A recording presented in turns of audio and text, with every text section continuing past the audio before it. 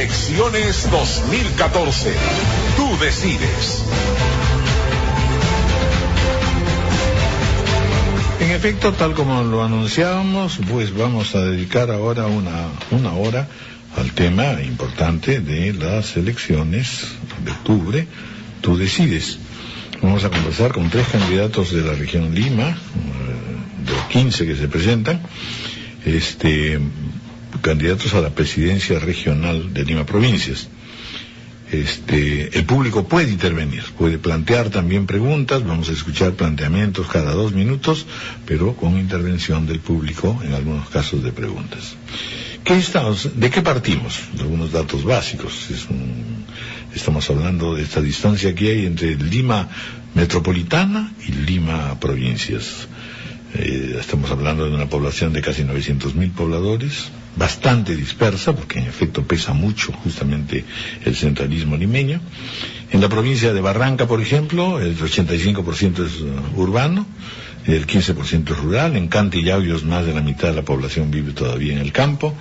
La provincia de Cajatambo tiene 40% de viviendas desocupadas debido al movimiento migratorio. En Yauyos el 61% de las viviendas no tiene agua potable. En Cajatambo 72% de las casas no tiene desagüe.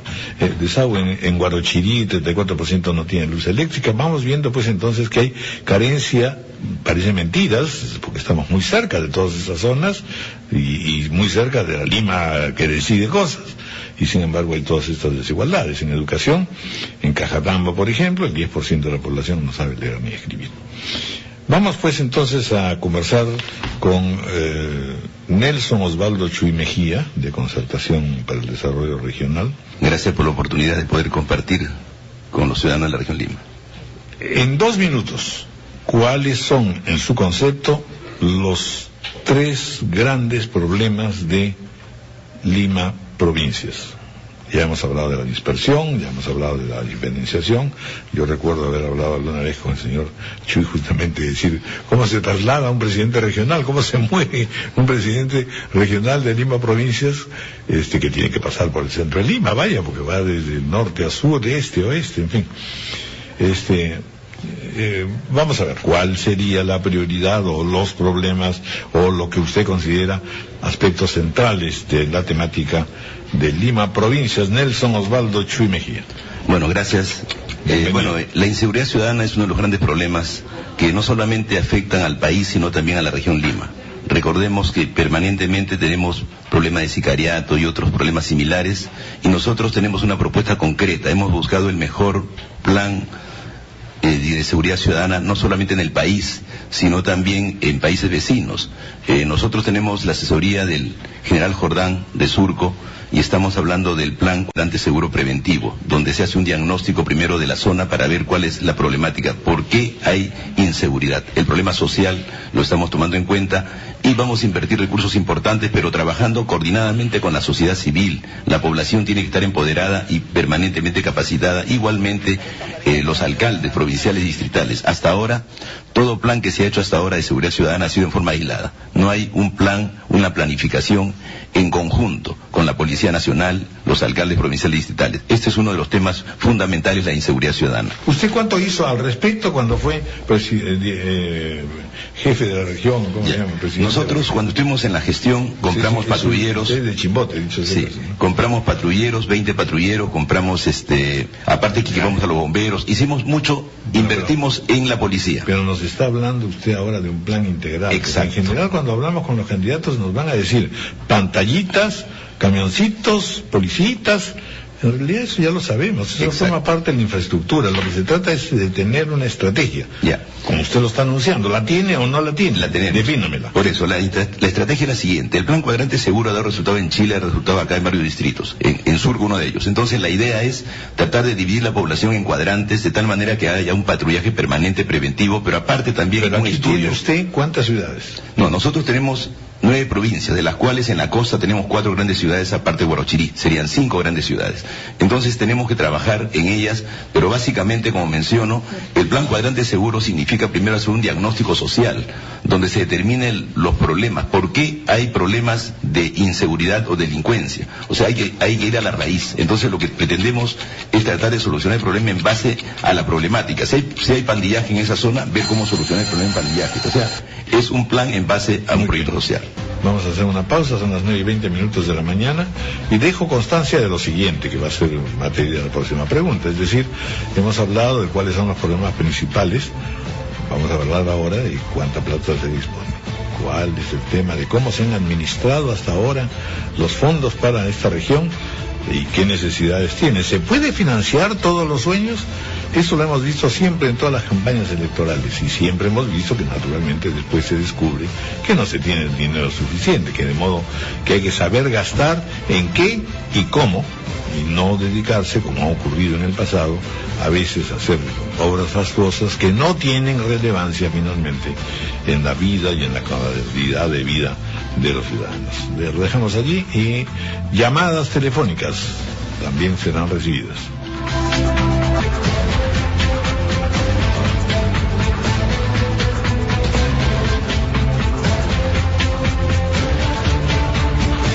Don Nelson Osvaldo Chuy.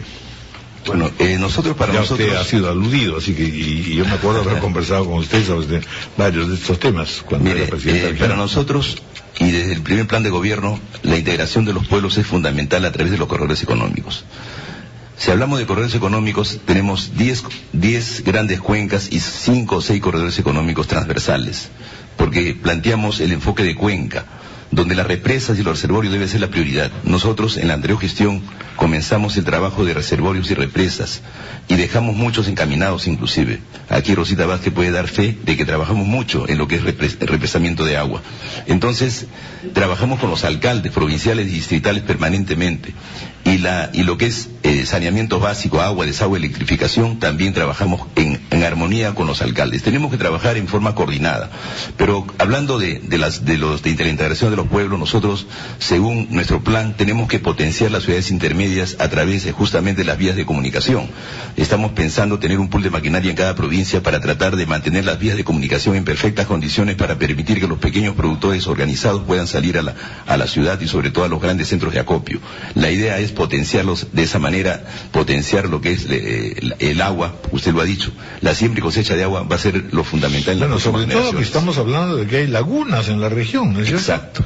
667. Aprovechando las lagunas, nosotros teníamos 20 proyectos grandes. Y además podría haber acuicultura. Efectivamente. Por eso, para nosotros... De hecho, en ese sentido, Huacho puede ser un ejemplo, ¿no es cierto? Claro, mire, el primer plan, digamos, que se hizo a nivel nacional con enfoque de cuenca fue en la cuenca del Huaura, lo hizo la FAO hace 40 años. Ya. Y todo lo que planteó la FAO justamente lo que se está cumpliendo y lo que nosotros hemos tomado como base para el desarrollo de nuestro plan de gobierno. Entonces, estamos trabajando en forma integral. El plan de gobierno no puede ser solamente un sector, el plan de gobierno es multidimensional y estamos hablando del enfoque de cuenca, mejorar la calidad de vida, y eso implica también agua y desagüe y significa electrificación. Ahora, y todos los procesos. Usted ha mencionado, Nelson, una cosa interesante, es decir, que era una pregunta que les iba a hacer también, la dejamos para eso, las relaciones entre distrito y gobierno provincial. Exacto. 9:31, hacemos una pausa y luego vamos a continuar hablando de algo que ya se tocó, es decir, las relaciones entre el gobierno provincial y los distritos. Este es un tema importante, sobre todo porque allí es donde empiezan los consejos distritales, empiezan un poco las desavenencias, por un lado. Y por otra parte, en verdad, ya hemos visto lo del financiamiento, será muy importante conocer ahora las formas que se imagina uno, cómo puede la población ir mejorando en términos educativos y de salud. O sea, dos servicios que son representativos de lo que suele llamarse inclusión social y que, en definitiva, en parte los asume el gobierno central, pero también los gobiernos regionales, y allí también se necesita una compatibilización. En otras palabras, en términos de regionalización, se enfatiza mucho la necesidad de apuntar a una mejor y mayor cohesión entre gobierno central, gobierno regional, gobiernos distritales. Lo dejamos aquí. Continuamos con elecciones 2014, tú decides. Vamos a comenzar pues entonces ahora a ver un poco cómo imaginan ustedes para mejorar el sistema de la relación gobierno central, gobierno regional y distritos y gobiernos municipales. Ahora vamos a escuchar a Nelson Osvaldo Chuy Mejía, que aquí cuántas veces hemos hablado de eso, ¿no es cierto?